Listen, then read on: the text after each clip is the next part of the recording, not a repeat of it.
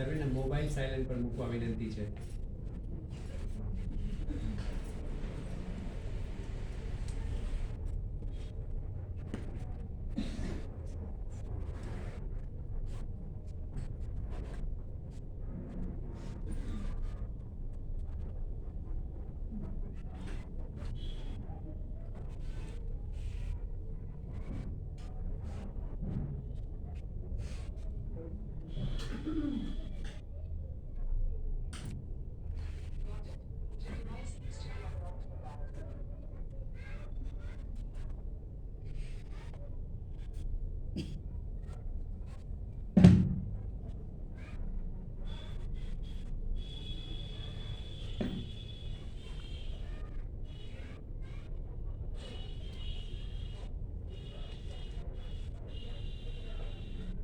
नमस्ते आलोकता, शेरविन साधना केंद्र तरफ से आपका बहुत बहुत स्वागत है. आपने आपका कीमती समय निकाल के हमारे लिए यहाँ तक आए, कष्ट किया, उसके लिए हम आपके बहुत बहुत आभारी हैं.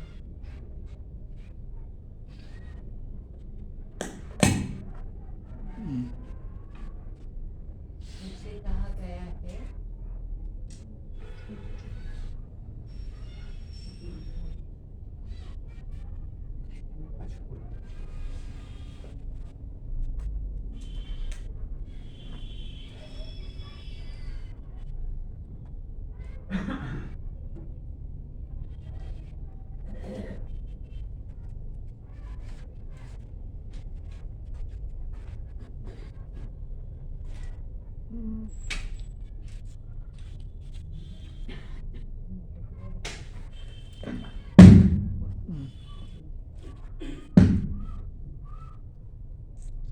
मुझसे कहा गया है कि श्री अनंता का मैं परिचय दूं, लेकिन जहाँ तक मेरा विचार, मेरी सोच जाती है, माँ से ज़्यादा अच्छा परिचय अपने बालक का कोई नहीं दे सकता. तो मैं अपने आप को इस काबिल नहीं समझती. तो अब आलोकता, आपका समय शुरू होता है. Thank you.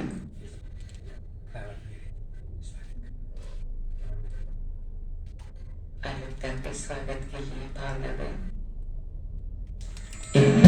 प्रेजेंट कर रही वहाँ के सामने.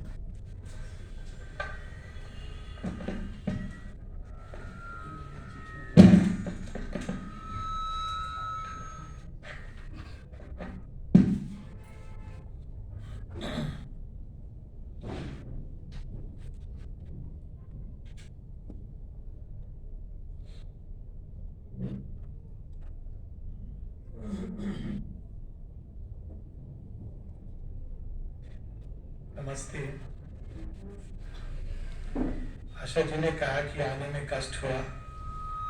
वास्तव में दो अवतारों की पुण्य भूमि है गुजरात.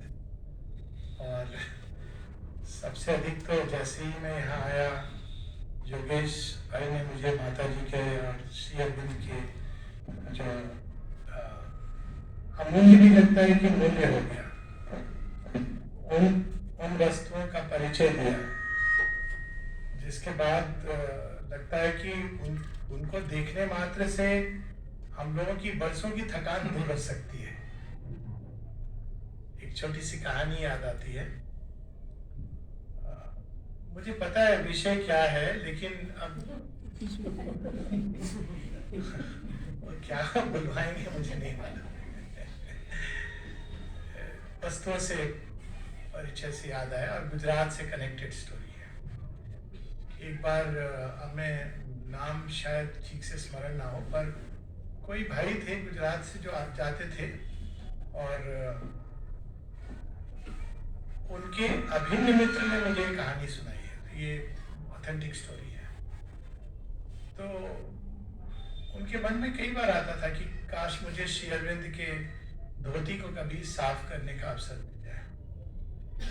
एक बार खड़े हुए थे, अचानक श्री अरविंद खिड़की पर आए ऊपर रूम से, और इनकी ओर देखा और एक आंखों से ही जैसे कि वो बुला रहे हैं, चले गए शेर।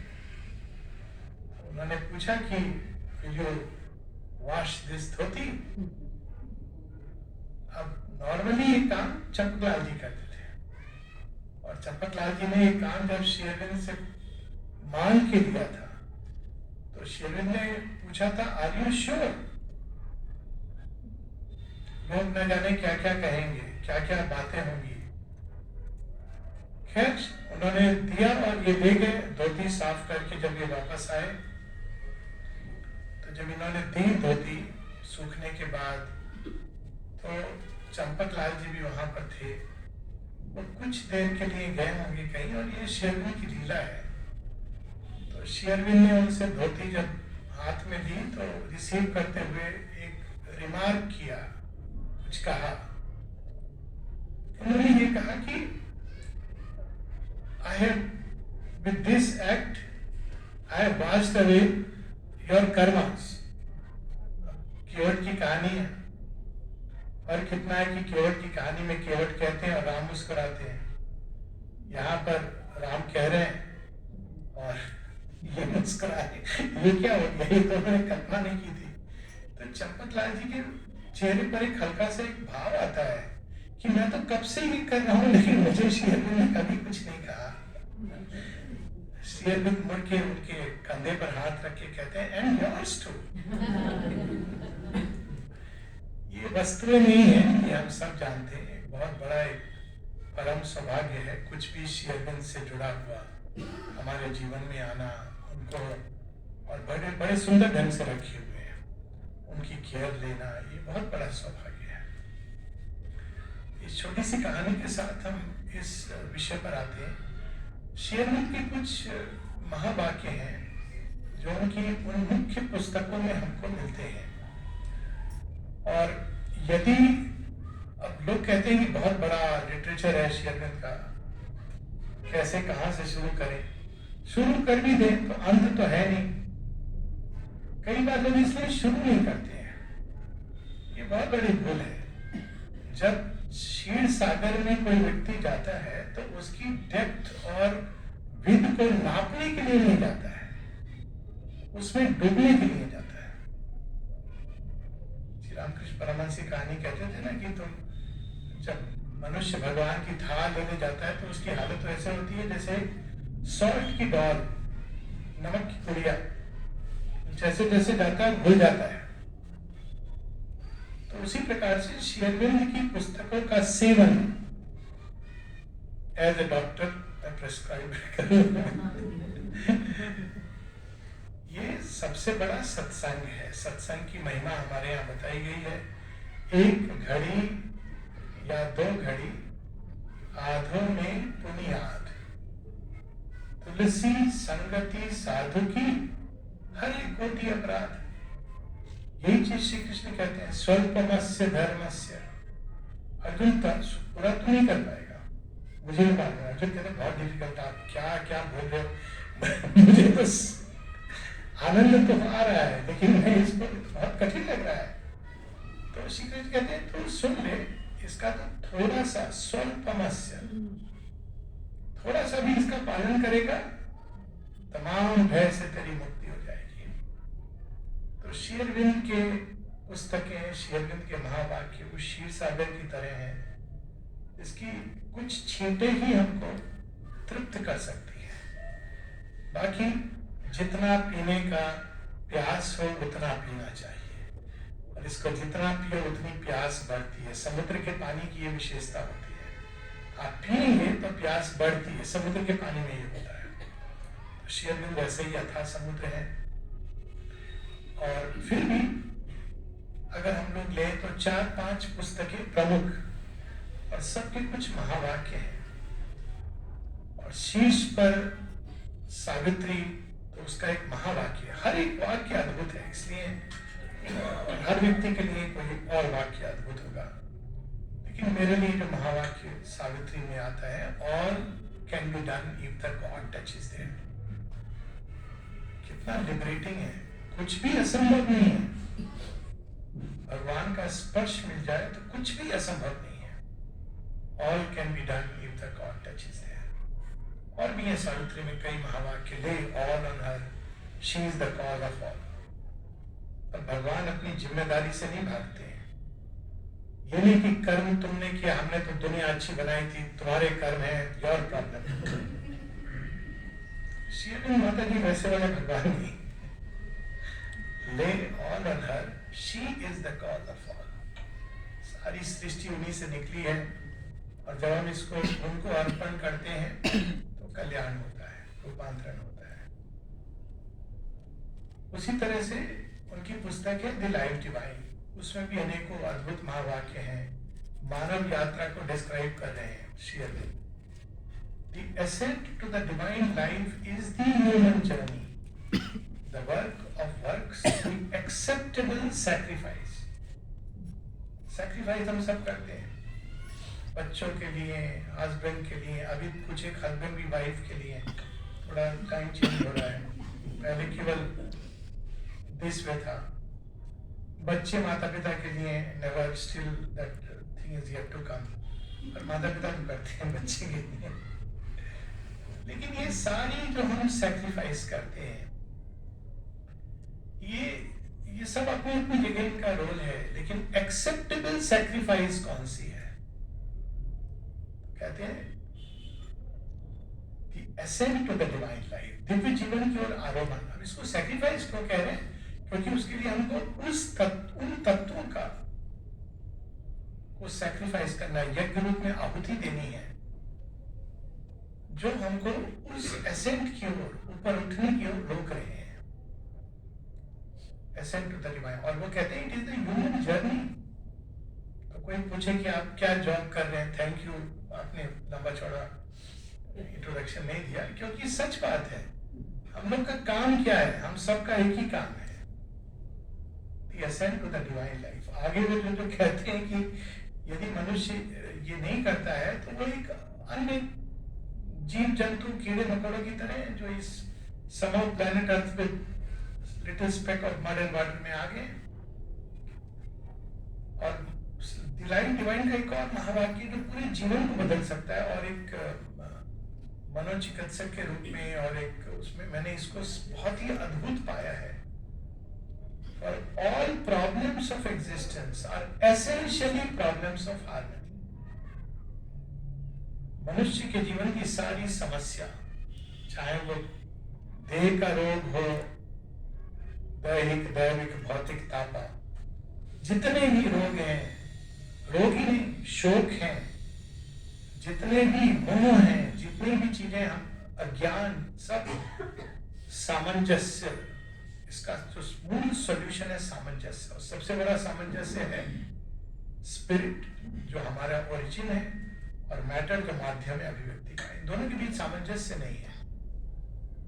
जब भी आध्यात्मिक चेतना, उच्च चेतना धरती पर उतर के कार्य करना चाहती है, तो जो जड़ तत्व है कहता है नहीं नहीं नहीं नहीं, हमको अपनी जेल में पड़े रहने दो। दोनों के बीच तो सामंजस्य नहीं है, इसलिए it has to work patiently, convince करना होता है, धीरे धीरे धीरे कन्विंस होती है और आगे बढ़ती है। तो दिव्य जीवन माता पुस्तक is the third book which is you must read for all. And अगर एक ही पुस्तक, तो बड़ी सिंपल पुस्तक है, हम सब जानते हैं। उसका एक महावाक्य, अगेन अनेकों हैं, अंतिम महावाक्य है only the mother's power and not any human tapasya और endeavour can rend the lid and break the wheel। और एक महावाक्य जो बड़ा सुंदर है, जो उदाहरण, जो एक बहुत हम सब के लिए प्रेरणा भी देता है और पूरा मार्ग दिखा दिया है उसमें शेर ने। एक वाक्य में पूरी इस यात्रा को कैसे हमको ये योग में पार्टिसिपेट करना है। और वो महावाक्य है चैप्टर 3 में प्रारंभ होता है, to walk through life, shortcut नहीं है, to walk through life armored against all fear, peril and disaster। आएंगी ये चीजें। To walk through life armored against all fear and peril and disaster, only two things are needed। केवल दो चीजें। अब सोचने लगे हम कौन सी दो चीजें हैं जो हमको अपने पास रखनी है। ये कितनी सुंदर बात बता रहे हैं। To be that go always together, साथ साथ चलती हो। The grace of the divine mother,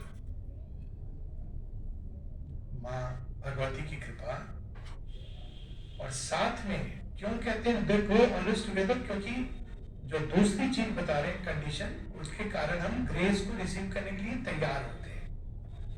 the grace of the divine mother and on your side an inner state made up of faith, sincerity and surrender. Inner state, faith कोई ऐसी चीज नहीं है जो दुनिया में ढोल पीट के है हम इसमें विश्वास करते हैं। फेथ विश्वास नहीं है, फेथ एक अंदर में प्रकाश है जो हमको बताता है, वो माइंड के ऊपर की चीज है, ये बिलीफ नहीं है। बिलीफ सिस्टम जो होते हैं वो माइंड में जन्म लेते हैं, किसी पुस्तक में लिखा है, किसी ने कहा है, हम मान लेते हैं। फेथ एक ऐसी चीज है जो एक बार जग गई तो जागी रहेगी, कुछ भी हो जाए जीवन में, लेकिन उसको संभाल के रखना पड़ता है। फेथ, सिंसेरिटी, सत्यनिष्ठा और समर्पण। और अंत में जो पुस्तक को हम केंद्र में रख रहे हैं, द सिंथेसिस ऑफ योग, उसका जो महावाक्य है वो है ऑल लाइफ इज योगा। एक महावाक्य हम लोग बीच में मिस कर गए, man is a transitional being. मनुष्य केवल एक फाइनल प्रोडक्ट नहीं है। हम लोग तो किसी से अपेक्षा मत कीजिए, हम लोग सबसे अपेक्षा करते हैं कि ये फाइनल प्रोडक्ट है, परफेक्ट, मिस्टर परफेक्ट। लोग अक्सर पूछते हैं कि मिस्टर परफेक्ट, खासकर वो विवाह कुंडलिनी तो बताना पड़ता है कि देखो भ्रांति में मत रहो, परफेक्शन बिल्ड करना होता है। और यदि आप बिल्ड नहीं करने के लिए, ये मैकडॉनल्ड का फ्रेंच फ्राई नहीं है, ready to eat food, it is something to be build. और वो सारी चीजें हमको शेयरविंद बड़े सुंदर ढंग से सिंथेसिस ऑफ योग में बताते हैं, कितने सुंदर ढंग से ये महावाक्य ऑल लाइफ इज योगा। योग वह केवल नहीं है जब हम बैठ के आंख मूंद के ध्यान लगा रहे हैं, उसका अपना स्थान है, आवश्यकता है। हालांकि सुंदर ध्यान तो वो होता है जो सहज होता है। ध्यान एक प्रक्रिया नहीं है, ध्यान एक अनुभूति है, ध्यान एक अवस्था है जिसमें हम प्रवेश कर सकते हैं। और इसको जब हम एक मैकेनिकल प्रोसेस के रूप में करते हैं तो ऐसा लगता है कि भगवान के रजिस्टर में हम अपना नाम लिखने जा रहे हैं। नाम लिख दिया, अब ठीक है, हो गया हमारा काम, हमने ध्यान कर लिया। भगवान जानते हैं हम क्या ध्यान कर रहे हैं, लेकिन वो केवल नहीं है। इंपॉर्टेंट ये है योग कब घटित हो रहा है। योग तब घटित हो रहा है जब हम बड़े कैजुअली बाजार में जा रहे हैं और धूप बहुत है, ट्रैफिक जैम में फंसे हुए हैं, बहुत ध्यान करके आए, बाहर निकल के बोला बहुत शांति मिलती है यहाँ पर। बाहर आते किसी ने कह दिया यार गर्मी कितनी है, और आपका ध्यान चला गया हाँ गर्मी तो बहुत है, कब वेदर चेंज होगा। वो घड़ी थी योग की। ऑल लाइफ इज योग। जीवन की हर घटनाओं को, हर अवस्थाओं को, हर परिस्थितियों को, हर व्यक्ति को, हर संबंध को हम या तो योग में बना सकते हैं या भोग में बना सकते हैं। लोग संसार के साथ ऐसा संबंध जोड़ते ना, ये मेरे भोग की वस्तु है। भोक्तावाद वहीं से शुरू होता है। हर चीज को मानव संबंधों में वस्तु नहीं, ये तो मैं भोग कर रहा हूं। विचित्र मानसिकता है। या हम उसको रोग में बना सकते हैं मिसयूज करके। लेकिन हर चीज को, हर परिस्थिति को, हर संबंध को, हर अवस्था को योग में बनाना, यही तो योग है। हर समय चलने वाली एक प्रोसेस है। इसी महावाक्य को केंद्र में रखकर हम लोग सिंथेसिस को एक्सप्लोर करेंगे, क्योंकि शेरविंद ने इसी को केंद्र में रखकर कि ये पूरी पुस्तक प्रकट हुई है। क्योंकि योग से हम लोगों की आज के समय में एक मानसिकता आ गई है योग करने जा रहे हैं, पहले तो एक बड़ी ग्रॉस मानसिकता है कि हम योग करना मतलब आप उल्टे सीधे जो भी शरीर के साथ पोस्चर, वो हठ योग, लेकिन हम हठ योग भी नहीं करते हैं वास्तव में। अगर आप हठ योग की ओरिजिन में जाएंगे, हठ योग जैसे करते थे, किसने हठ योग किया है? ध्रुव ने किया है, हिरण्यकश्यप ने किया, हठ योग किया है। हठ योग होता है शरीर को इतना मीडियम और ब्रेथ के माध्यम से इतना उसको मथना, इतना उसको मथना कि उसमें जो दिव्य ऊर्जा हर जगह है वो उसमें से लिबरेट हो। 8-8 घंटे 10-10 घंटे ऐसे हठ योगी हैं जो सूर्य नमस्कार करते हैं। ये नहीं कि आसन नहीं करने चाहिए, जो हम लोग जिसको आसन प्राणायाम कहते हैं वो हमारे स्वास्थ्य के लिए अच्छा है, अगर हम बहुत ज्यादा नहीं करें तो उसका भी अपना एक प्रॉब्लम होती है, लेकिन अदरवाइज इट इज गुड। लेकिन उसको योग कह देना कम से कम हम भारतीयों को तो नहीं शोभा देता है। तो योग वो नहीं है।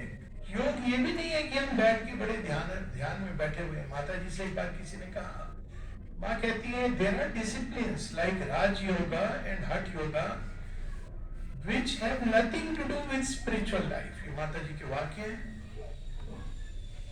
One arrives at mind control and the other at body control.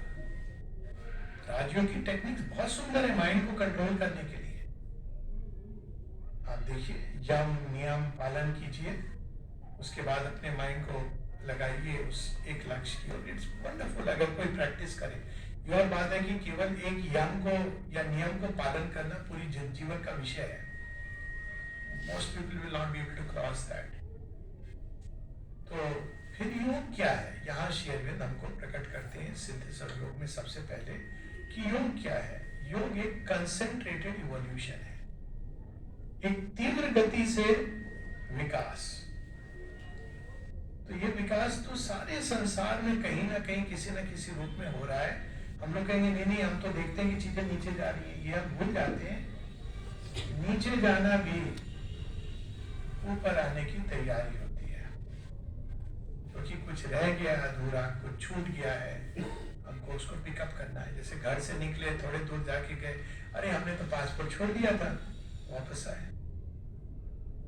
Identity छोड़ दी थी, आधार कार्ड पूछेंगे। आइडेंटिटी जब तक हमको असली नहीं मिली, हमको बार बार वापस आना पड़ता है। जब तक हमारी आइडेंटिटी होती है डॉक्टर की या इसकी उसकी, तब तक वो हमको वापस आना पड़ेगा। स्फिंक्स की स्टोरी है ना, सिमिका की, यही कहानी है। जिस दिन हमको अपनी आइडेंटिटी मिल जाएगी, सच्ची पहचान, तब रास्ता, तो वो बार बार आना पड़ता है। लेकिन वो वापस लौटना भी एक हायर कर्व के लिए है, एक चतुर्युग का। तो ये जो विकास है, ये सारी सृष्टि में हो रहा है। यानी योग वास्तव में भगवान कर रहे हैं। और यही चीज हम देखते हैं श्रीमद् भगवद गीता में, श्री कृष्ण अर्जुन को बताते हैं। अर्जुन कहते हैं आप कौन हो जो ये सब मुझे बता रहे हो? तो कहते हैं नहीं नहीं, तेरा मेरा संबंध बहुत पुराना है, तू भूल गया है, मुझे याद है। ये बड़ी सुंदर बात है। हम सब यहाँ बैठे हैं, कई लोगों के मन में ये प्रश्न आ सकता है, माता जी को तो हमने देखा नहीं, माता जी से मिले नहीं, है ना। यंगर जनरेशन कभी कभी आ सकता है। तो इसका बड़ा सिंपल सा आंसर है, माता जी ने आपको देखा है, माता जी मिली है। एक बार मुझे यंग बच्चे ने कहा, बोला कि I don't believe in God. मैंने कहा दैट्स नॉट ए प्रॉब्लम। क्या? मैंने कहा God believes in you. Why God believes in you? Because he is himself you wearing this mask। भगवान बोलेगा क्या मैं अपने, तो ये योग हम नहीं करते हैं, भगवान सृष्टि में कर रहे हैं। ये योग क्यों कर रहे हैं? इसलिए कर रहे हैं कि वो सृष्टि को धीरे धीरे धीरे, जिस वही भगवान है जो छिप गए हैं इस महाअंधकार में, और उसमें से धीरे धीरे धीरे धीरे उसको बाहर ला रहे हैं। तो छिप क्यों गए थे और फिर बाहर क्यों ला रहे हैं? जब वो बाहर लाते हैं, इसको इस तरह से हम देखें कि एक माता पिता हैं, उनके पिता मान लो एक काम करता है और उसकी दुकान है, वेल्दी मर्चेंट है। अब जब बच्चा निकलता है, वो चाहता है कि मेरे से आगे जाए। हर पिता का ये समझदार पिता कभी ये नहीं चाहता है कि बस मेरे को इनहेरिट कर ले, वो चाहता है मेरे से आगे जाए, कुछ ऐसा करे कि मेरे से आगे जाए बच्चा। तो क्या करता है, वो बच्चा जन्म लेता है, कंसेप्शन। अब बच्चा चैलेंजेस से गुजरता है, लेकिन उस प्रोसेस में क्या होता है कि बच्चा कोई ऐसी नई चीज प्रकट करता है जो शायद माता पिता के अंदर थी लेकिन प्रकट नहीं हो पाई थी। तो भगवान अपने ही अंदर से उन संभावनाओं को प्रकट करने के लिए अंधकार में चले जाते हैं ताकि वो और सुंदर ढंग से प्रकट हो, पूर्णता से प्रकट हो। उनके अंदर वो है सब कुछ लेकिन अप्रकट है। व्यास के अंदर महाभारत है, अप्रकट है। वाल्मीकि के अंदर रामायण है, प्रकट नहीं है। लेकिन जब प्रकट करते हैं तो उसमें सारे कैरेक्टर्स आते हैं, उनकी भी अपनी आवश्यकता आती है, स्ट्रगल आती है, समस्याएं आती हैं और पूरा प्लॉट, पूरी कहानी बनती है। उससे एक एक कैरेक्टर का डेवलपमेंट होता है। तो उसी प्रकार से इस सृष्टि के अंदर भगवान है। हमारा भारतीय सनातन धर्म यही बताता है। ये बड़ी अद्भुत बात है।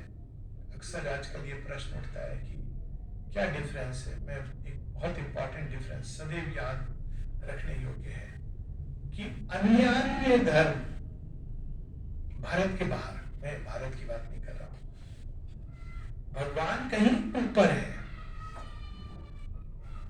7वें आसमान पे, 9वें आसमान पे, डजंट मैटर। और उसका रोल क्या है, प्राइमरीली एक जज भी है और जो भी है लेकिन ऊपर बैठा हुआ है। भारतीय धर्म यहाँ जितने भी हुए हैं, सनातन धर्म के मूल है, उसमें हिंदू धर्म, सिखिज्म, जैनिज्म, इवन बुद्धिज्म को आप इंक्लूड कर लीजिए। मूल उसका क्या है, मूल यही है कि सृष्टि के कण कण में वो चेतना विद्यमान है। ये बहुत बड़ा अंतर है, क्योंकि यदि मेरे अंदर भगवान है तो मैं अपने ऊपर भरोसा करूं ना करूं, लेकिन वो जो मेरे अंदर है उस पर तो भरोसा कर सकता हूं। तो इस सृष्टि के अंदर भगवान है, वहां से योग रहा। अब जो चीज अंदर छिपी है वो निकलना चाहेगी। बीज के अंदर वृक्ष है तो उसके अंदर एक छटपटाहट होगी, कुलबुलाहट होगी, निकलेगा। अंडे के अंदर चूजा है, निकलेगा।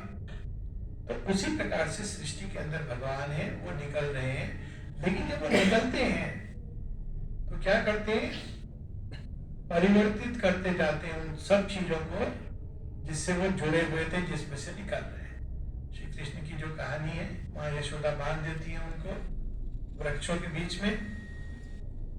श्री कृष्ण कंप्लेन नहीं करते हैं, वेरी बैड मदर, कहते हैं चलो इसमें भी कुछ मजा लिया जाए।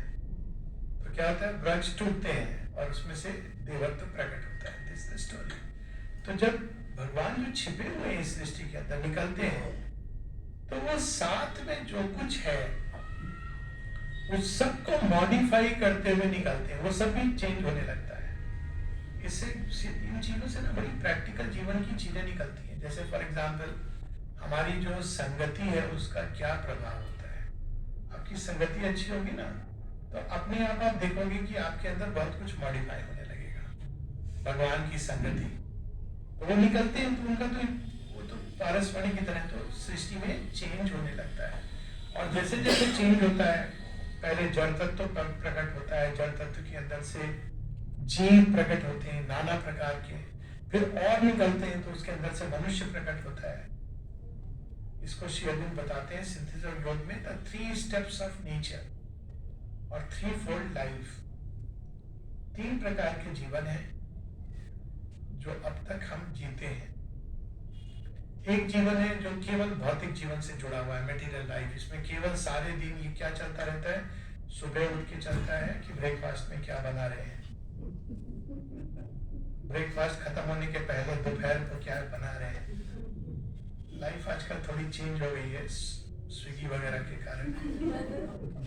फिर दोपहर को होता है, रात को डिनर में क्या करना है, कहाँ जाना है, बीच में नाश्ते में क्या, ये इसको बोलते हैं भौतिक जीवन का क्या एक कंफर्ट हमारे। और थोड़ा ये भी हो जाए ना और भी अच्छा रहेगा। ये होता है मटेरियल लाइफ में कौन कितना जुड़ा है, कितने पानी में है, वो अलग बात है। फिर उसके ऊपर एक होता है इंटेलेक्चुअल लाइफ। इंटेलेक्चुअल लाइफ में हम चीजों को समझना चाहते हैं, जानना चाहते हैं। मटेरियल लाइफ प्रकृति ने कुछ हद तक डेवलप कर दी है, उसमें प्राण तत्व और फिजिकल की एक हार्मोनी, एक मैकेनिज्म बना दी है, जिसके द्वारा हम लोग प्राण और शरीर का एक समन्वय हो गया है, हार्मोनी हो गई है। एक इसमें एक छोटा सा प्रश्न ले लेता हूं। प्रश्न है कि हम लोग कहते हैं ना, सांस से हम जीते हैं। एक डॉक्टर, जिम्मेदार डॉक्टर होने के नाते मैं कहना चाहूंगा, श्वास एक प्रोसेस है।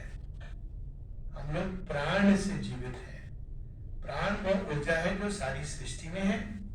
इवोल्यूशन के माध्यम से पशुओं के अंदर और मनुष्यों के अंदर एज एन एक्सटेंशन ऐसे मैकेनिज्म बना दिए कि हम वायु तत्व से वो प्राण लेते हैं। आप देखिए वो ऊर्जा कैसे होती है, एक्चुअली मैकेनिज्म है। आप ऑक्सीजन लेते हैं ना, ऑक्सीजन जाता है कैपिलरीज के थ्रू ब्लड में, ब्लड के थ्रू सेल में जाता है, सेल के अंदर वापस एटीपी पड़ा होगा बायोलॉजी, वो वापस एनर्जी रिलीज होता है। ये केवल एक मैकेनिज्म है।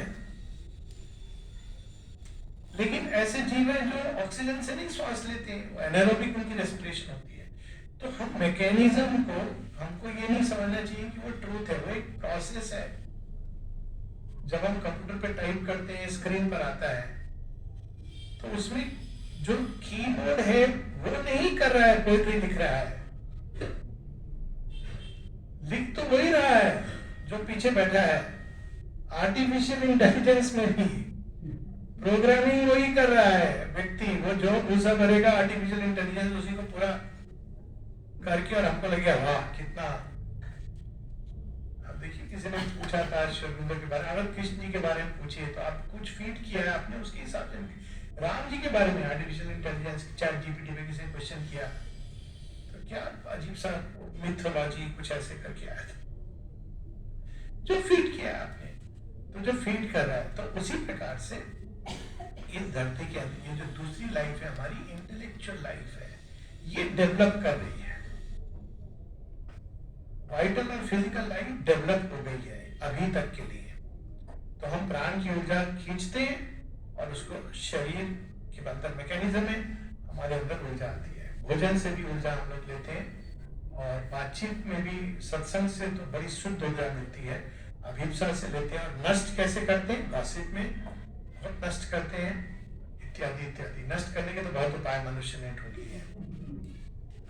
तो ये ऊर्जा का आदान प्रदान होता है, ये एक मैकेनिज्म इवॉल्व हो गई। उसके बाद सेकेंड लाइफ है इंटेलेक्चुअल लाइफ। इंटेलेक्चुअल लाइफ काफी डेवलप हो चुकी है और डेवलप हो रही है, क्योंकि माइंड का फील्ड बहुत विशाल है, विस्तार। माइंड के अंदर ये कैपेसिटी की आप उसको जितना स्ट्रेच करो बहुत स्ट्रेच हो सकती है। और ये पिछले 50-60 सालों में, 70 सालों में इंटेलेक्चुअल लाइफ एक लेवल पे, क्योंकि बहुत अधिक मनुष्य मन प्रधान हो रहा है धीरे धीरे, तो मन प्रधान होने के एक और कंफर्ट्स बन रहे हैं, लेकिन दूसरी ओर बहुत ज्यादा वो माइंड के डोमेन में घूम रहा है, उससे बहुत सारी चीजें निकल करके आ रही है, मंथन चल रहा है।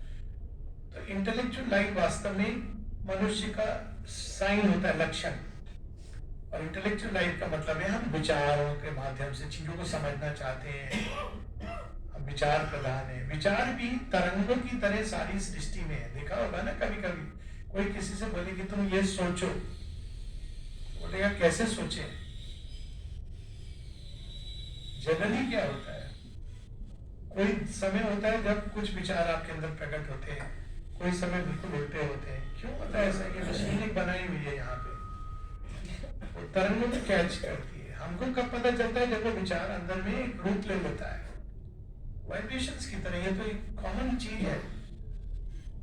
इसीलिए मेडिटेशन में हम सोचना सीखते हैं, नहीं आता, स्कूल में नहीं सिखाते हैं। आजकल स्कूल में थोड़ा चेंज हुआ है, स्कूल में ब्रीदिंग नहीं सिखाते हैं, प्राण ऊर्जा को कैसे हम संचय करें, सोचना भी। तो ये सेकंड लाइफ है जो इंटेलेक्चुअल लाइफ है, डेवलप हो रही है और डेवलप होगी।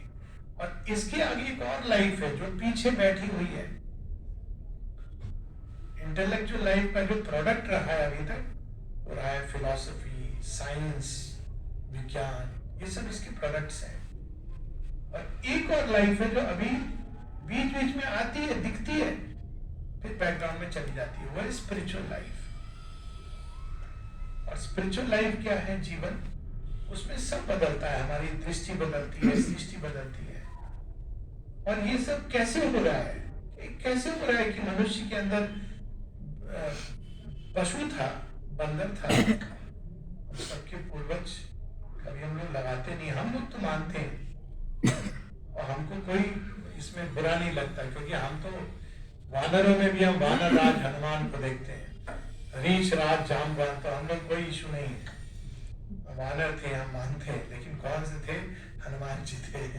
तो ये जो सारी हम लोग, आप देखेंगे कि ये चीजें कैसे अपने आप हो रही है, इवोल्यूशन बताते हैं लोग, तो उसके पीछे एक आंतरिक सूत्र है, उसके अंदर जो चेतना है वो प्रकट होने की चेष्टा कर रही है, ये शेरविन बता रहे हैं। तो मनुष्य के अंदर दिव्य अगर है तो अल्टीमेटली दिव्य चेतना प्रकट होगी, लेकिन दिव्य चेतना और मन की चेतना के बीच में एक भूमि है जो मनुष्य को कवर करनी है, वो है स्पिरिचुअल कॉन्शियसनेस, आध्यात्मिक चेतना। सो स्पिरिचुअल और सुप्रामेंटल, स्पिरिचुअल और डिवाइन, इनमें एक अंतर है। स्पिरिचुअल मन की भूमि के परे बहुत सारी ऐसे क्षेत्र हैं जिनमें जब हम लोग उठते हैं, जिनमें श्वास लेने लगते हैं, तो जीवन अलग ढंग से हमको दिखने लगता है। स्पिरिचुअल चेतना में उठने वाले लोगों को हम लोग साधु, संत, ऋषि, मुनि, अल्टीमेटली मन की भूमि की चीजें लेकिन बहुत ऊपर चली जाती हैं। लेकिन जो शेरविन प्रकट करना चाहते हैं वो स्पिरिचुअल चेतना का शीर्ष पर बैठा हुआ ऋषि, मुनि, साधु, संत नहीं है, क्योंकि वो पृथ्वी के गर्भ से और इस जड़ प्रकृति के गर्भ से पैदा होने वाला बहुत अल्टीमेट क्रिएशन है। वो एक कदम और आगे बता रहे हैं। आगे क्या बता रहे हैं? अब वो जो पृथ्वी का जो शीर्ष है पार्थिव जगत का, वो स्वयं को डिवाइन मदर के अंदर डाल दे। अब वो डिवाइन मदर से जब जन्म लेगा, डबल बर्थ इसकी बात करते हैं, तो that will be the superman at the supermental being. उसकी बात हम लोग बाद में करेंगे, यहाँ केवल एक टच। तो ये तीसरा जीवन डेवलप हो रहा है। इस कारण इसका प्रमाण ये है, हम लोग देखते हैं कि जगह जगह पर आजकल एक आध्यात्मिक भूख और प्यास जग रही है लोगों के अंदर। लोग जानना चाहते हैं, समझना चाहते हैं, और अच्छी बात है, एक्सप्लोर कर रहे हैं विभिन्न तरीकों से, उपायों से। तो ये तीसरा जीवन है जो डेवलप हो रहा है। क्यों डेवलप हो रहा है ये सारी चीजें? क्योंकि अंदर में दिव्य चेतना छिपी हुई है। अब तक ये जो डेवलपमेंट हुआ है, ये देखा जाए तो एक तरह से मनुष्य बना है, बंदर से पूछा नहीं गया था क्या बनोगे, उसको एक चैलेंजेस दिए गए थे जीवन के। क्या चैलेंज था? बायोलॉजी बताती है कि एक समय था जब अफ्रीका में बहुत अकाल सूखा पड़ने लगा, और बंदरों का दो ग्रुप था, one was led by Bali and another by Sugriva. Bali वाले ग्रुप में अरे कोई बात नहीं है, हम जाके एक्सप्लोर करेंगे, निकल गए घूमने। सुग्रीव वाले ग्रुप ने कहा हम यही रहेंगे, sorry it was the other way around. Sugriva वाले ग्रुप ने कहा हम ढूंढेंगे, बाली ने कहा हम यही रहेंगे, और रहते रहे अपने कंफर्ट जोन के अंदर। धीरे धीरे वो कंफर्ट जोन में और श्रिंक होता रहा फॉरेस्ट, वो समाप्त हो गया। और ये जो ढूंढने निकले थे सीता मैया को, ये इवॉल्व करके मनुष्य बने। ये एक्चुअल स्टोरी है, मतलब वो सुग्रीव वाली मेरा अपना वो है, लेकिन ये बंदरों का। तो आज भी हम लोग यही चीज देख रहे हैं कि मनुष्यों में दो प्रकार की एक प्रजातियां निकल रही हैं। एक जो मानव सीमा में संतुष्ट हैं और उसी को इंप्रूव करना चाह रही हैं। एसी का बेटर मॉडल कार का, बेटर कोई जगह, न्यू दिल्ली बहुत क्राउडेड हो गया है, न्यूयॉर्क में जाते हैं, न्यूयॉर्क में क्राइम रेट बहुत बढ़ गए हैं, टोक्यो में चलते हैं, वहाँ ठंड बहुत है, अल्टीमेटली ढूंढ रहा है, इज ट्राइंग टू इम्प्रोवाइज, लेकिन कंफर्ट जोन के अंदर ही। और दूसरे हैं जो कहीं ना कहीं ये महसूस करते हैं कि मानव जीवन कितना भी आपको सब मिल जाए लिमिटेड रहेगा। ये जो है जो कहीं ना कहीं महसूस करते हैं अपने अंदर the limitations of the human consciousness. कोई जरूरी नहीं कि हम हर चीज एक्सपीरियंस करें, क्योंकि रिबर्थ के माध्यम से बहुत कुछ एक्सपीरियंस कर चुके हैं हम लोग। वो तैयार है इस नेक्स्ट स्टेप के लिए, जिसको श्री अरविंद कहते हैं टुवर्ड द डिवाइन लाइफ। वास्तव में ये पुस्तक उनके लिए है, क्योंकि जब तक हम मन की सीमाओं में, भौतिक सुख की सीमाओं में संतुष्ट है, ये नहीं कि इसको छोड़ना है, वो नहीं है, वो प्रोसेस बताएंगे शेयर, उसमें संतुष्ट है। हमारे जीवन में केवल खाना पीना, बच्चा, ये वो, इससे अधिक कुछ नहीं है। तो वास्तव में सिंथेसिस योग के लिए हम तैयार नहीं है, या योग के लिए तैयार नहीं है। हम एक्सरसाइज कर सकते हैं, मेडिटेशन कर सकते हैं अपने जीवन को, लेकिन योग का अर्थ है इवोल्यूशन। हम चाहें उसके आगे योग युक्त होना। और ये इवोल्यूशन कहां तक जा सकता है? मानव चेतना भगवान के साथ एक हो सकती है, क्योंकि हम लोग ने इस बात को पढ़ा भी है, सोहम अस्मि तत्वमसि। हम लोग भगवान ही हैं जिन्होंने मानव देह पहना हुआ है। माता जी से एक बार किसी ने पूछा था, प्रश्न किया था, मदर हु एम आई? इतना सुंदर प्रश्न है ना। हम लोग तो अपनी पहचान, अपने आइडेंटिटी कार्ड, थोड़ी सी भी बात है, जानते नहीं हम कौन है। आश्रम में जो लोग गेट पे गए ना, सबको पता है वो पहचान कैसे। आप कितना बोल दीजिए हमारी आइडेंटिटी, वो कहते हैं गेट पास दिखाओ, हमारे यहाँ कोई आइडेंटिटी क्या है ना अनुभव। टाइम के पहले चले जाइए, वो आपका सारा पहचान। तो ये जो मदर हु एम आई, मैं कौन हूं? मां उत्तर देती है, the divine in many disguises. तुम भी भगवान हो, लेकिन तुम छुपे हुए हो, बहुत से तुमने डिस्गाइज पहने हुए हैं, इसका उसका, इसका उसका। तो योग का पहला योग क्या है? उस पहचान को वापस पाना जो हमारी सच्ची पहचान है। और जब हमको जीवन के कंफर्ट जोन से निकाला जाता है, जब हम लोगों की पहचान छीन ली जाती है, तब वास्तव में बहुत सुंदर एक अपॉर्चुनिटी होती है। इसको एक मिस्टिक सेंट ने, आई थिंक इट इज अमीर खुसरो, बड़ी सुंदर बात कही है, सुनी होगी कुछ लोगों ने। ये सूफी सॉन्ग है। कहते हैं कि जब मैं मिलने गई अपने बिलवेड से, भगवान से, तो क्या हुआ मेरे साथ? मैं खूब साज श्रृंगार करके गई थी। क्या दिखाऊंगी मैं कितनी अच्छी हूँ, मैं कितनी सुंदर हूँ। भगवान ने क्या किया? वो अपने गुरु के लिए कह रहे हैं, छाप तिलक सब छीनी, मुझसे नैना मिलाई की, मेरे सारे पहचान सब छीन लिया उन्होंने, अपनी सी रंग दीनी, मुझसे नैना मिलाई, अपने जैसा बना दिया। कितनी सुंदर बात है। लेकिन हमको उसके लिए स्वयं को प्रस्तुत करना पड़ता है। तो ये जो हमारे बाहर के अकम्प्लिशमेंट्स, हमारे बाहर की जो, ये इम्पोर्टेंट नहीं है, क्योंकि वो तो वो छीन ही लेंगे। जब जाएंगे उनके सामने, वो आपके अच्छा भी बुरा भी सब छीन जाएगा। इम्पोर्टेंट है कि क्या हम भगवान के पास स्वयं को प्रस्तुत कर रहे हैं। अभी रेडी कि हम भगवान को स्वयं को दे दें। ये सब चीजें आएंगी, सिंथेसिस बताते हैं इसको शेयर में। तो योग है भगवान से जुड़ना, उनके जैसा बनना, एक बन जाना। लेकिन अब तक ये चीज जो रेयर योगी करते रहे, लेकिन अपनी चेतना की किसी गहराई में एक भाग है जो भगवान से कहीं ना कहीं जुड़ा होता है, वही सीख करता है। योग का नेता वही है। जब तक माइंड सीख कर रहा है तब तक नहीं समझ आता है। करना चाहिए, ये नहीं कि नहीं करना चाहिए।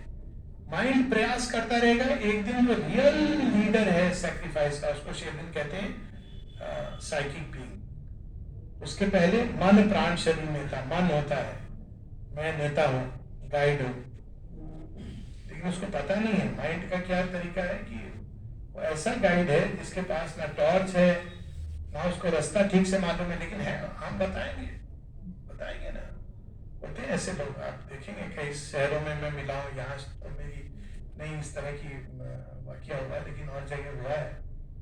भैया वो कहा हाँ उधर चले जाइए, वहां से दाहिना, इतना कॉन्फिडेंटली आप बहुत कि इसको तो पक्का पता होगा, आप थोड़ा आगे जाके कंफ्यूज हो रहे फिर पूछते हैं कुछ। तो ये माइंड ऐसा गाइड है, उसको पता नहीं है रास्ते, लेकिन वो क्लेम करता है कि वो जानता है। तो माइंड की जगह हमको उस गाइड को लाना है जिसको रास्ते पता है, उसको कहते हैं psychic being. Agnihotram is the priest of the sacrifice.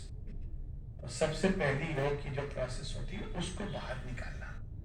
जब तक हमारा माइंड खेल रहा है तब तक वो क्या करता है, एक फॉर्मेशन से निकलकर दूसरे फॉर्मेशन में चला जाता है, एक भगवान से निकलता है दूसरे भगवान में अटक जाता है। संबंध नहीं बदला है, केवल उसने छवि बदल दी है। एक फिलॉसफी से निकलकर दूसरी फिलॉसफी को एक बिलीफ सिस्टम के रूप में अपना लेता है। ये सब बताते हैं शेरविन की इस माइंड की जो माइंड को बड़ा मजा आता है उसमें, लेकिन योग भी इन रियल टाइम, वो केवल एक मानसिक प्रोसेस नहीं है जिसमें हम लोग इंडल्ज कर रहे हो। तो साइकिक बीइंग, चैत्य को निकालना सबसे पहला स्टेप, और तब ये यात्रा प्रारंभ होती है। एक विस्तृत यात्रा है, बड़ी अद्भुत यात्रा है, और अब हम लोग उस क्रॉस रोड पे खड़े हैं विकास के, जहां एक और हम मन प्राण शरीर उसी में जीते रहे, या हमको अंदर ही अंदर में महसूस हो कि ये सीमित है। ये रॉकेट साइंस नहीं, किसी को भी थोड़ा भी जीवन से जो परिचित है उसको ये समझ आती है कि जो भी हम ढूंढ रहे हैं बाहर के जीवन में, बाहर के साधनों से, वो सीमित है। तो तब अंदर में कोई चीज उठती है जिसको कहते हैं अभिप्सा।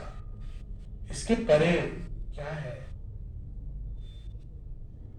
तो जब अभिप्सा आती है, उठती है, इसके परे क्या है, लिमिटेशंस के परे क्या है? क्या कोई ऐसा सत्य है जो ठोस है? क्या ये नहीं कि हमने सुना हुआ है, अंदर ही एक जब तक एस्पिरेशन नहीं आती तब तक ये केवल एक इंटेलेक्चुअल कंसेप्ट है। इसके परे क्या है? सत्य क्या है? प्रेम क्या है? आनंद सब लोग ढूंढते हैं, क्या है? शांति क्या है? परफेक्शन जिसकी सबको तलाश है, वो क्या है भी कि नहीं है? ये विकास का अंत कहाँ है, चरम सीमा कहाँ है, सब कहाँ से उत्पन्न है? ये अभिप्सा जब अंदर में जागती है तो योग प्रारंभ होता है, और इसके लिए ये अद्भुत यात्रा है। Ascend to the divine life इसी को कहा गया है, इज द ह्यूमन जर्नी। तो उस यात्रा के लिए हमको क्या चीजें मुख्य रूप से सहायक है, ये हम लोग बात करके फिर रुकेंगे। बैकपैक है ना, चेकलिस्ट। चेकलिस्ट में सबसे पहले होता है कौन कौन दोस्त जा रहा है। This is a journey of the alone to the alone. दोस्त होंगे, अच्छी बात है, पर कहीं ऐसा ना हो कि दोस्त के चक्कर में हम लक्ष्य खो दें। साथ चलेंगे, बहुत अच्छी बात है, अच्छी बात है, it's a good thing, more the barrier. पर अगर ड्रॉप आउट हो तो ये नहीं बोलना चाहिए कि हमको वहां जाना था, दोस्त के साथ चले, दिल्ली से नहीं, अहमदाबाद से पांडिचेरी जाने के लिए। रास्ते में किसी ने कहा कि थोड़ा हम वहां भी घूम के आते ना, नर्मदा परिक्रमा करके, नर्मदा परिक्रमा की। फिर उसने कहा वैसे ऐसा है ना कि गंगा मैया की भी एक परिक्रमा होती है, वो भी की, गोवर्धन परिक्रमा भी की। फिर क्या रास्ते में दिल्ली पहुंच गए, पांडिचेरी जाना था। तो कहते हैं हैदराबाद के वाया फ्लाइट लेते हैं, डायरेक्ट नहीं लेते हैं। हैदराबाद में वो सलारजंग बहुत अच्छा म्यूजियम है, उसको जरा देखेंगे, हैदराबाद सिटी थोड़ा घूम के, वहां भी चलेंगे। फिर दोनों थक गए, शाम होने आई, अच्छा पांडिचेरी बाद में जाएंगे, दिन बहुत हो गए, अभी वापस चलते हैं, हाथ चलो। साथ चले अच्छी बात है, लेकिन लक्ष्य, लेकिन एक दोस्त है जो परमानेंटली इसमें साथ चलता है, लेकिन उसको दुरुस्त नहीं बनाते। प्रॉब्लम ये है, हमको गुरुदेव वहां दूर बैठा करके उनके सामने जाकर ऐसे, ये भारतवर्ष की एक और अनूठी बात है, भगवान के साथ हम मित्रता रख सकते हैं। It is something amazing. पता नहीं लोग इसकी बात को नहीं करते हैं। अक्सर मैं देखता हूँ लोग कंपेयर करते हैं ये रिलीजन वो रिलीजन। भारतवर्ष ने क्या सिखाया? भगवान केवल एक जज नहीं, मित्र जैसे। आप कुछ भी बोल सकते हो, खेल सकते हो, गर्भरास कर सकते हो उनके साथ। Come let's dance. He is such A friend, confident, beloved. Beloved कौन होता है? वे चीजें आप किसी को नहीं बोल सकते हो, आप भगवान को बोल सकते हो।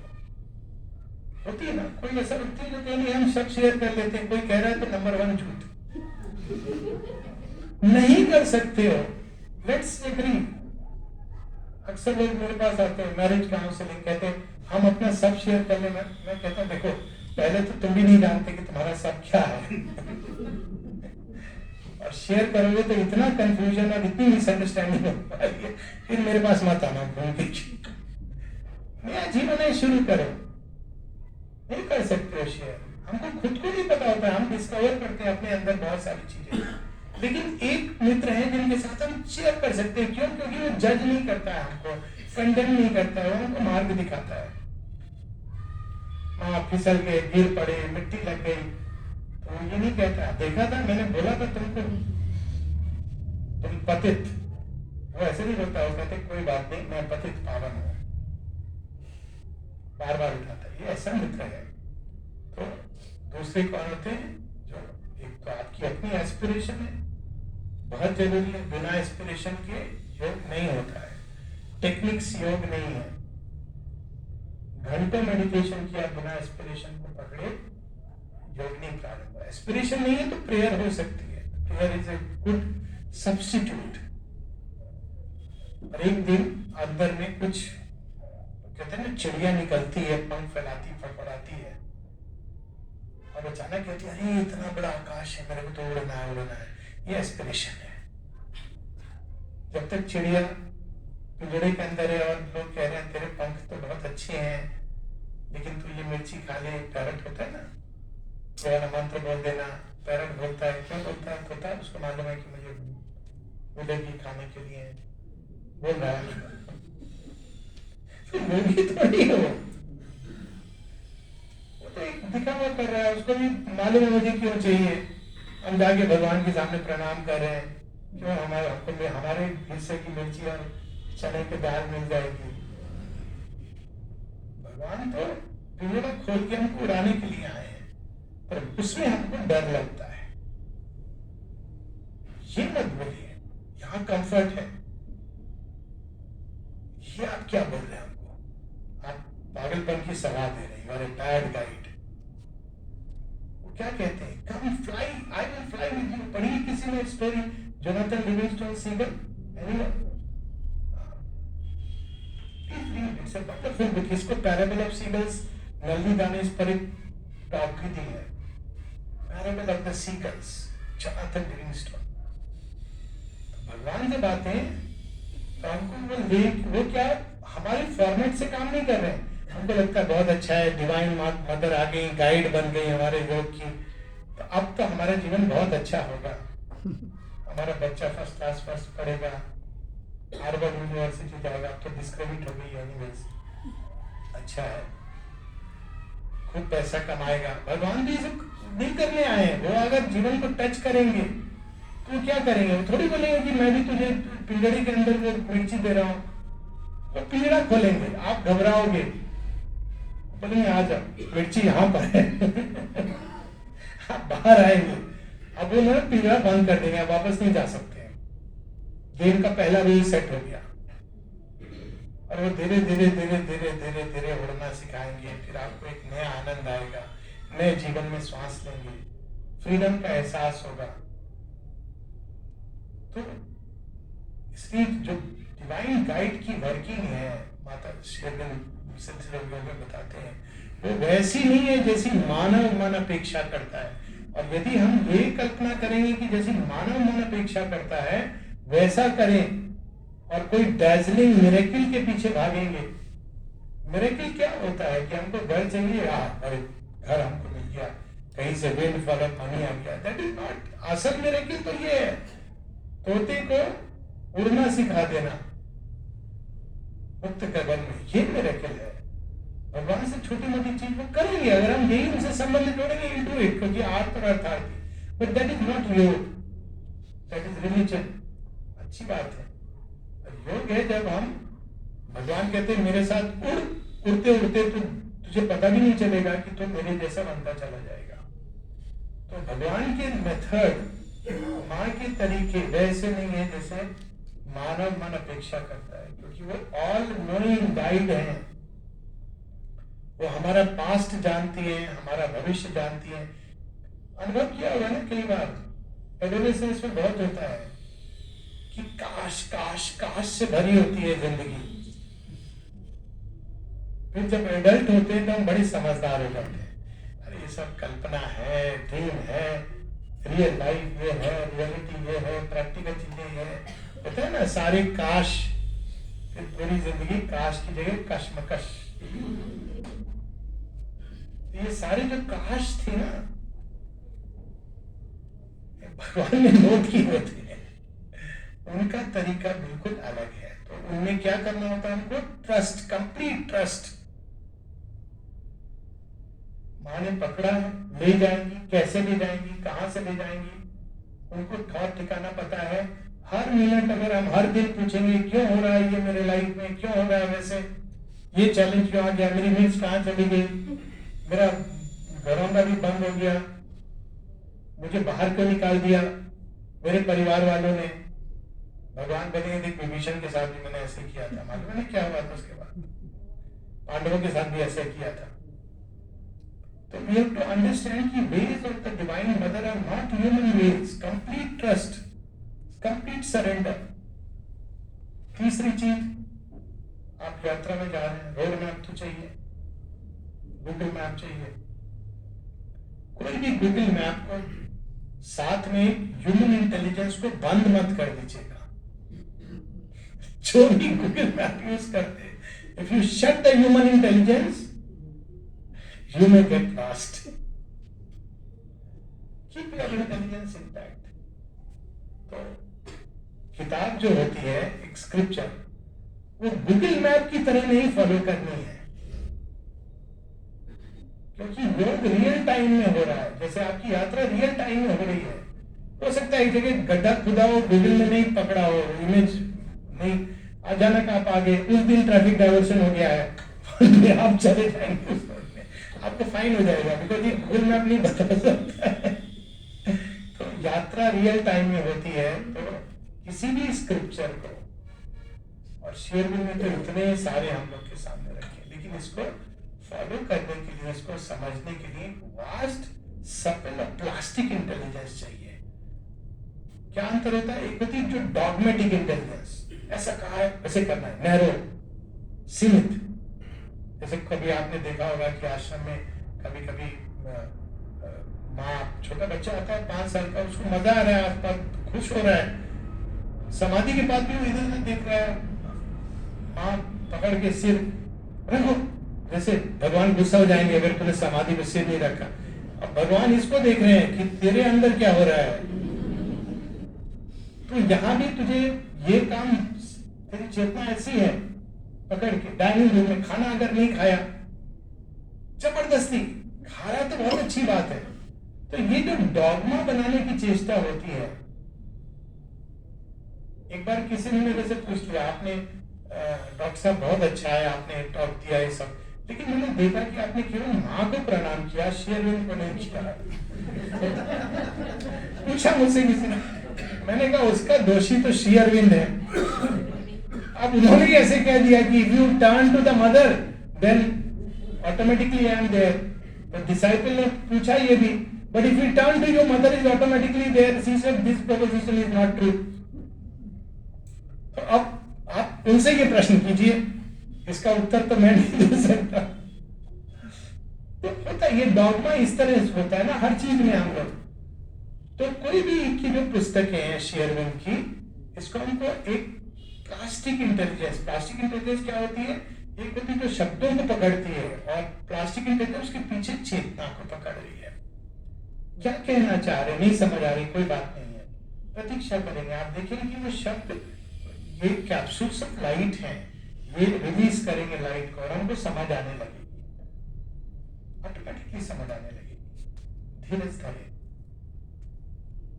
क्योंकि अल्टीमेटली स्क्रिप्चर का काम क्या है?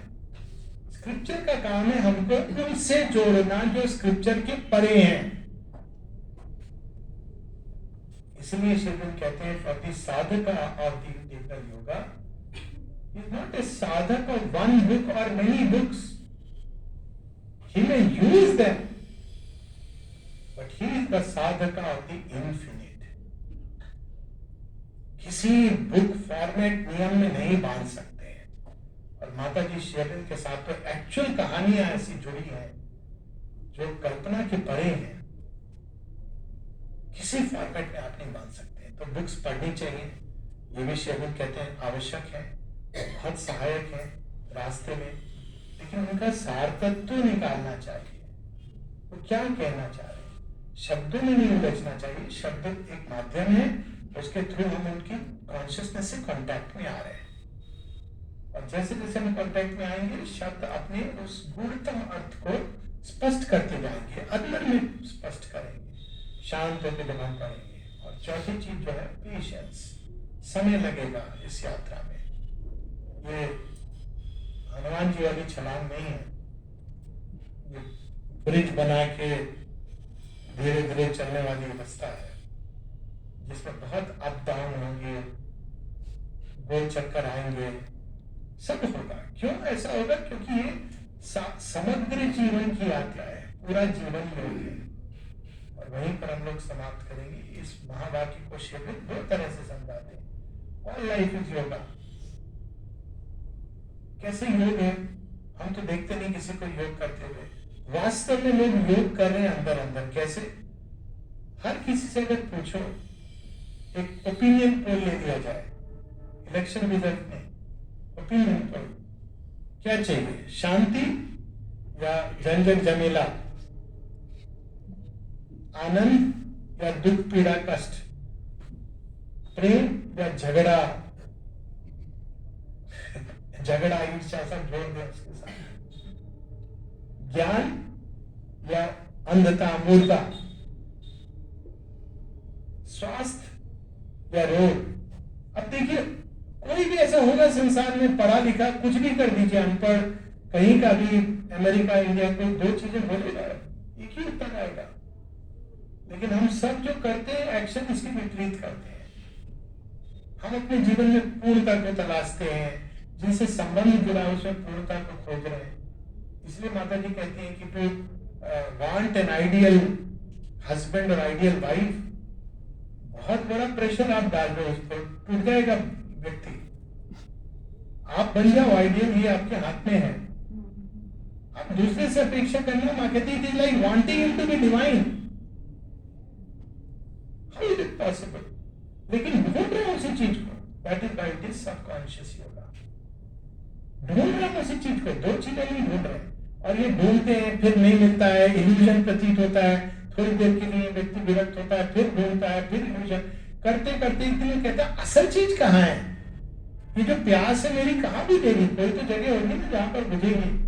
बहुत हो गया Coca Cola, let's leave it, let's look for mama's नींबू पानी। तो ये एक सबकॉन्शियस योगा है जो जीवन में परफेक्शन की तलाश के रूप में हम लोग कर रहे हैं। लेकिन यही जब हम सचेतन रूप से करने लगते हैं, अब हमको पता चल गया कि कहाँ मिलेगा असली हीरा, तब आप क्या होता है, भटक नहीं रहे।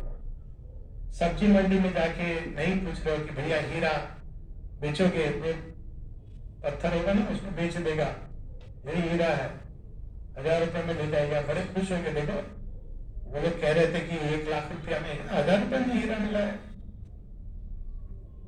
हो चुका है मेरे साथ। मोती की माला पहली बार जिंदगी में ली थी, 600 रुपए में ली थी। क्या मोती की माला इतनी सस्ती होती है? मैंने पूछा मोती, बोला हाँ। ले लिया। मुझे डाउट हो रहा था, ये तो हो नहीं सकता है।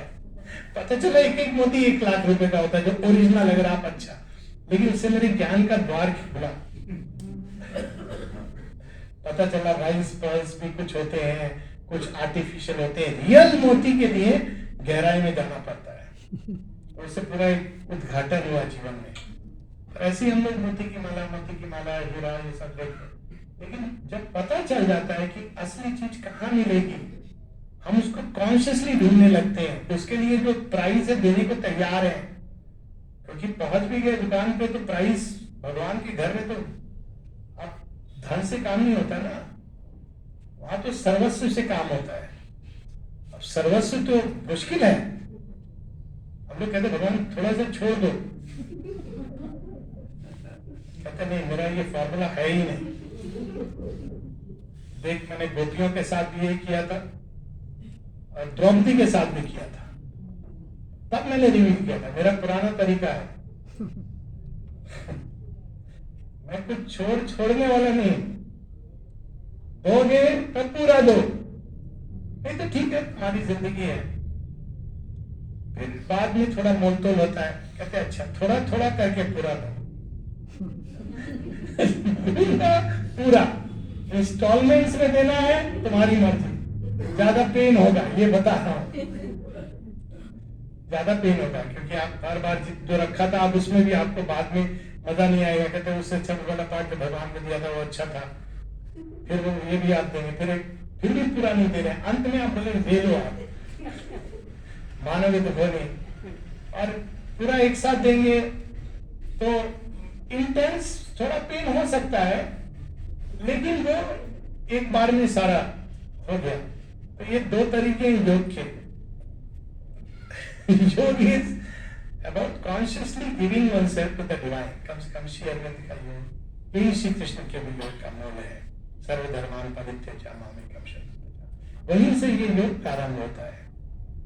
यदि हम सब कुछ अपना देने को, लेकिन देने में भी ये भाव नहीं, हाँ अच्छा सौदा है, देंगे तो मिलेगा ना, भगवान मिलेंगे, लेकिन इस भाव से देंगे तो भगवान को सब पता है ट्रिक। अच्छा तो पाने के भाव से दे रहा है,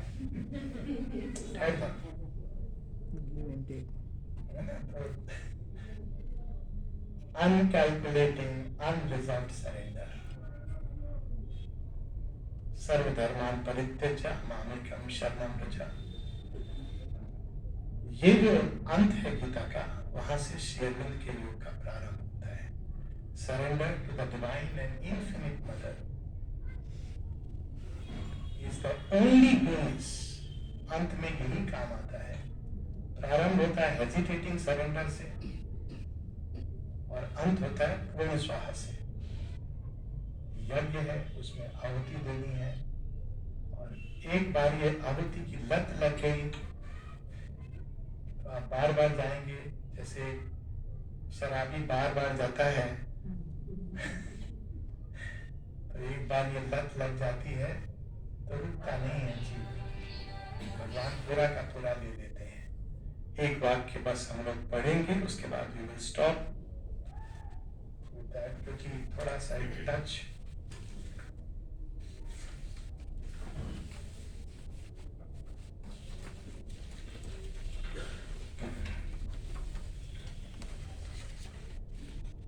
इन द राइट व्यू। इसको क्यों नहीं पढ़ूं मैं, इसको बाद में भी हम लोग पढ़ सकते हैं। इस शेरविन के सिद्धांत योग के पहले चैप्टर से बहुत सुंदर इसमें वर्णन है। I don't want to get into it क्योंकि वो एक अपने आप में। In the right view both of life and yoga, all life is either consciously और सबकॉन्शियसली योगा। इसकी हम लोगों ने बात की। हम ढूंढ भगवान को रहे हैं। प्रॉब्लम क्या है, हम इसमें उसमें हजार चीजों में ढूंढ रहे हैं। ऐसा नहीं कि उनमें नहीं है, वो भी हम कर सकते हैं, लेकिन हम मास्क में ढूंढ रहे हैं। प्रॉब्लम बस ये है हर किसी के अंदर। हम एक मनुष्य या किसी भी चीज के माध्यम से पा सकते हैं। हमारे ऐसी कहानियां हैं, लेकिन फिर आप सरफेस पे नहीं रुक सकते हो।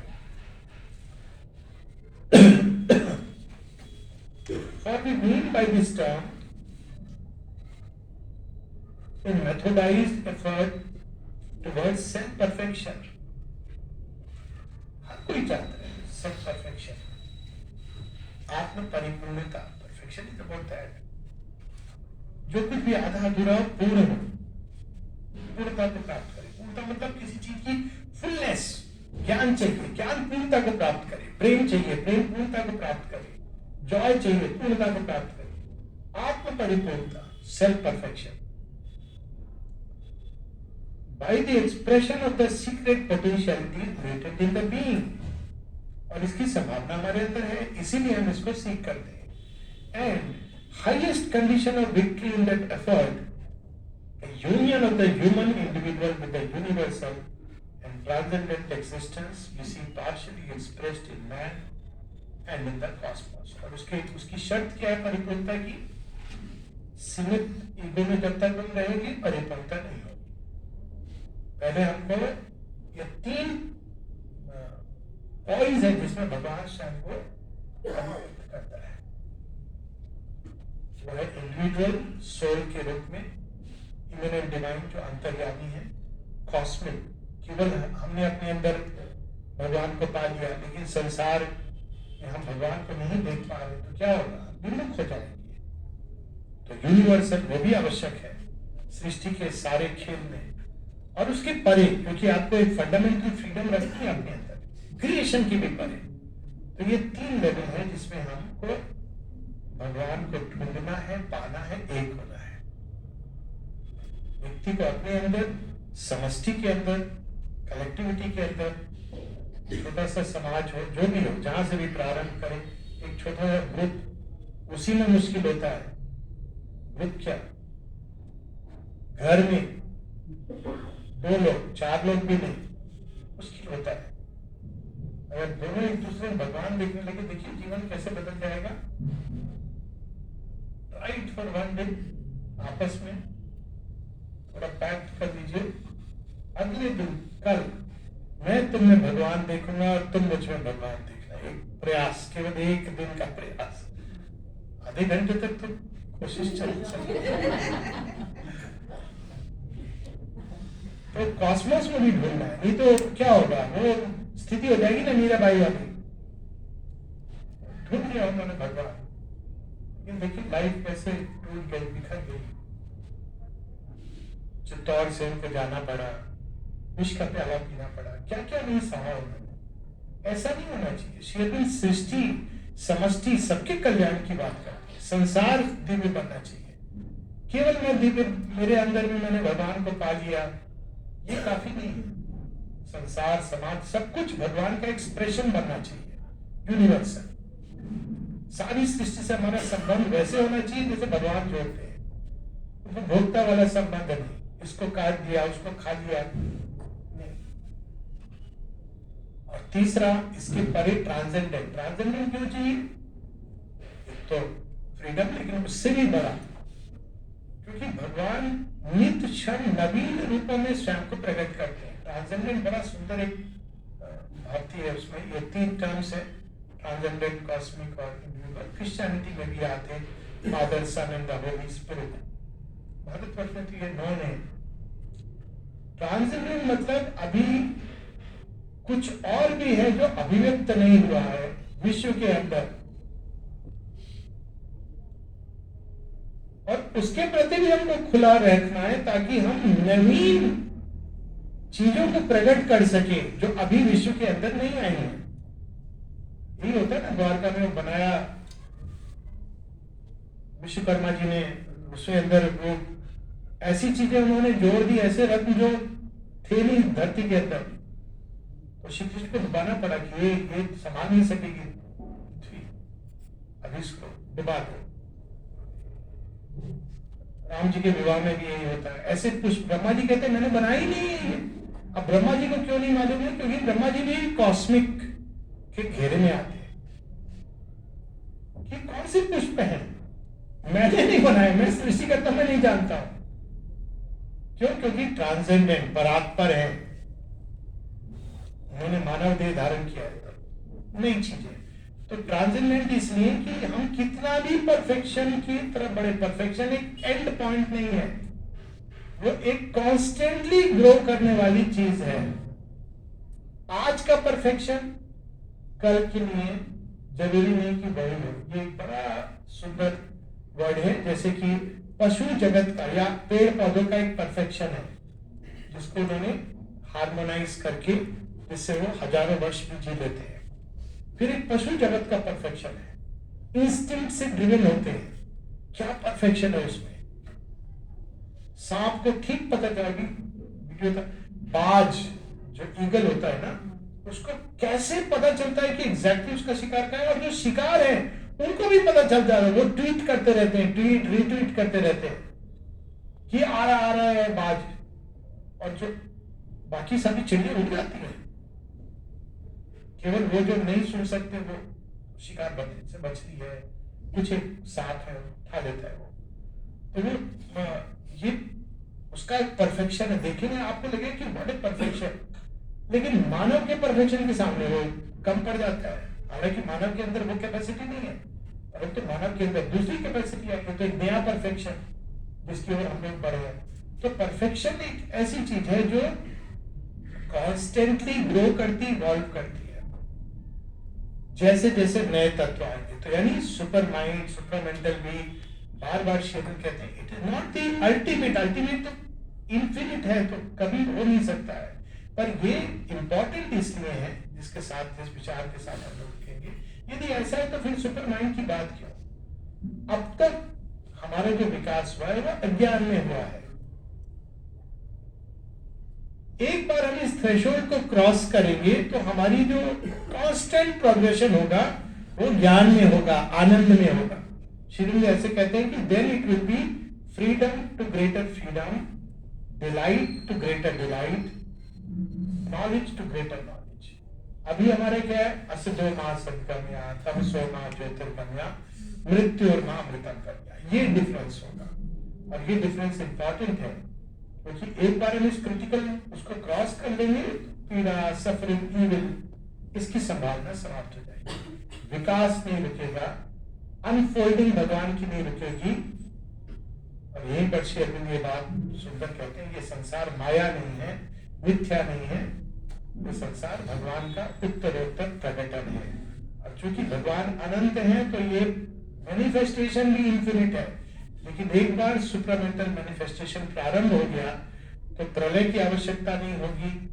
बार बार अज्ञान में लौटने की होता है। आइडेंटिटी कार्ड आपका छोड़ दिया, कभी आधार छोड़ दिया, कभी किसी को छोड़ दिया, कभी पैसा रखना भूल गए, ये नहीं होगा। ये इसलिए ये इतना इंपॉर्टेंट है ये जंक्शन, क्योंकि इसके बाद जो अनफोल्डिंग होगी वो जॉयस होगी। श्री कृष्ण के महाराज में वो कितने नए नए ताल लय छंद लाएंगे, लाने दीजिए, हम ऑटोमेटिकली उसको पकड़ेंगे।